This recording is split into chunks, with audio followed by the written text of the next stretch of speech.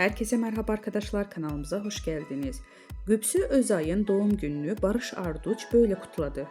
Barış Arduç eşi Gübsü Özay'ın 41. doğum gününü sosyal medya üzerinden romantik bir paylaşım yaparak kutladı.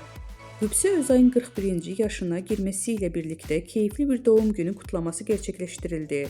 Eşi Barış Arduç, kızları Jan Asya ile birlikte olduğu samimi fotoğraflarını sosyal medya hesabından paylaşarak Gübsü Özay'a olan sevgisini bir kez daha gösterdi.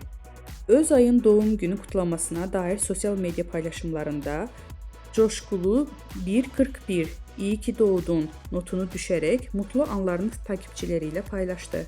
Bu güzel aile anlarını sosyal medya üzerinden büyük bir yankı uyandırırken Barış Arduç Gübsü Özay çiftinin mutluluğu gözleri önünde sergiledi.